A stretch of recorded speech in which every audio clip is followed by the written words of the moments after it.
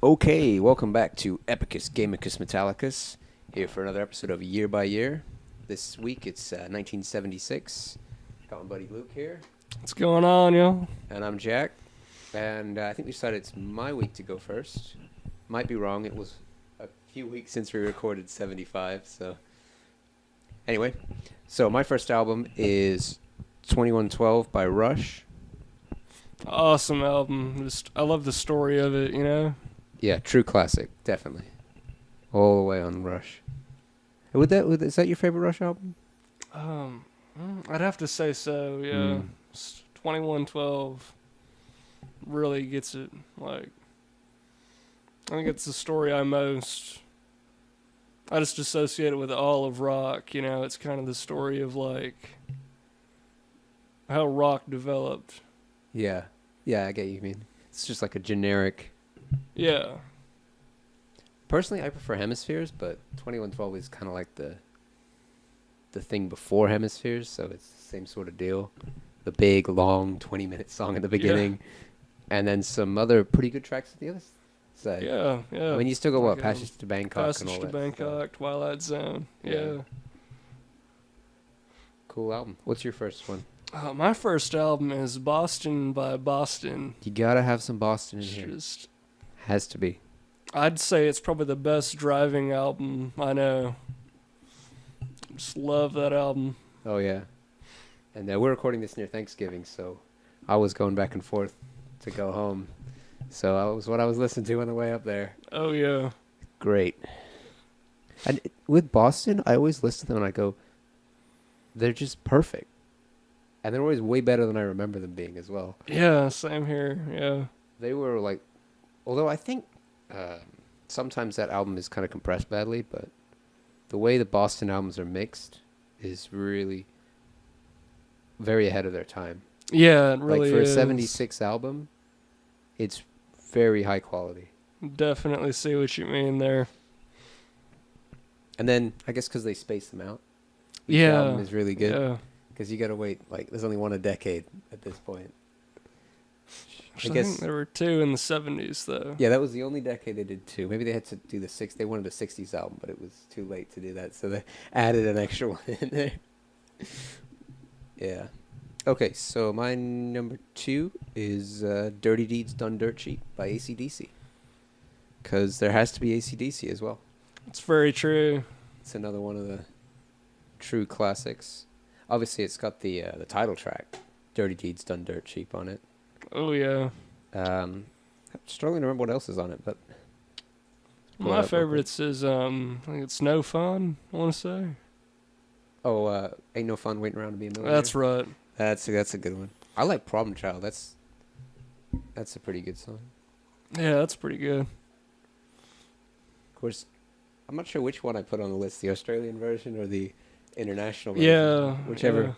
Whichever you feel, I guess. But the Australian one has the song Jailbreak on it, which is something I don't think or anyone outside of Australia usually hears, because it's one of the Australia-only tracks. Right. So unless you have the 74 Jailbreak EP, there's no way to hear it outside of having an imported Australian copy.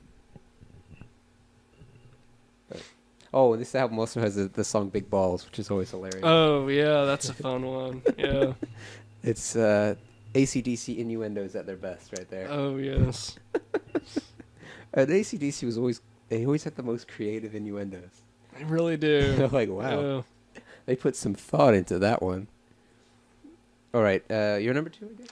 My number 2 would be Jailbreak by AC/DC. I mean, I'm not AC/DC. Thin Lizzy, sorry about that. Jailbreak confusion there. Jailbreak, oh, man. So we got both Jailbreaks in the same year. We do. Yeah. That album is excellent. Also, not too bad of a driving album. Yeah.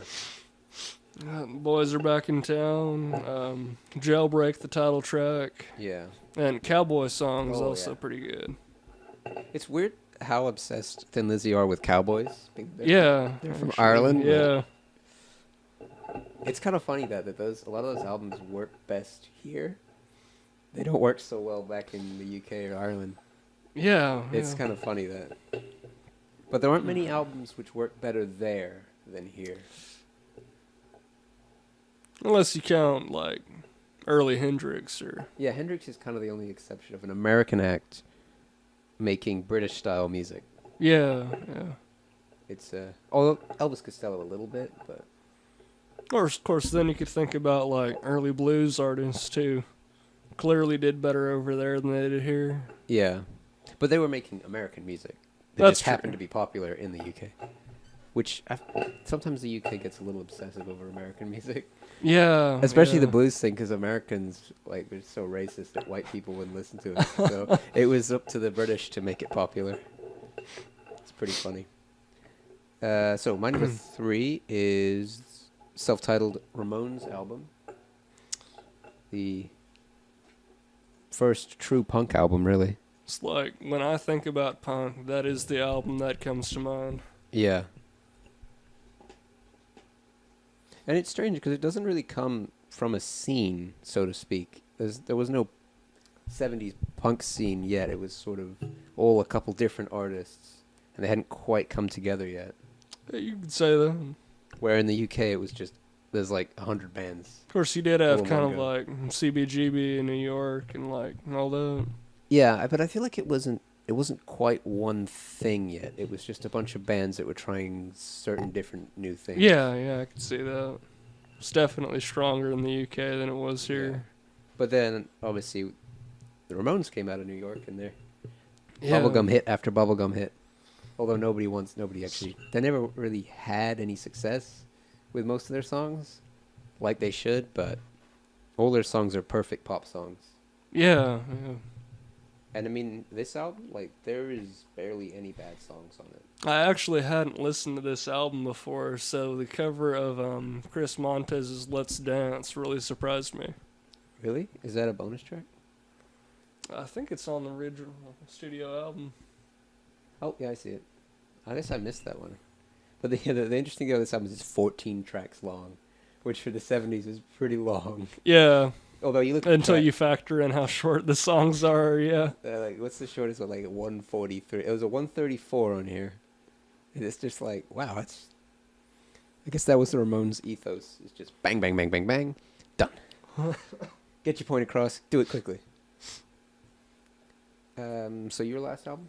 my last album is Hotel California. It's actually more of a stretching album there. Like Hotel California itself, the song is like 7 minutes and 30 Yeah. seconds or so. Much longer than the Yeah, Ramones. definitely. Yeah. That's definitely the opposite side of rock for 76. Yeah, it really is. It's the whole showmanship of it. Other great songs on there though are like "Victim of Love," "Life in the Fast Lane." That's a fun one to drive to. Yeah, it's kind of like classic soft rock. Yeah, yeah, I'll be honest, I never really liked the Eagles.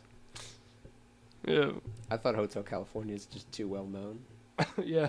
for how good it is. It's a great song, but it's not really one of the best songs. You know? Right.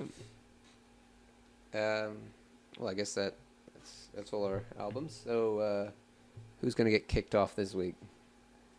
I think I'd like. Oh man, I don't know which one I'd like to get rid of. Probably have to let AC/DC go, if one of mine had to go. I think I'm gonna put down Jailbreak on this one. It's a good album, but it just doesn't have the same power as the rest of them, I'd say. So it's Dirty Deeds or Jailbreak. It's a tricky one.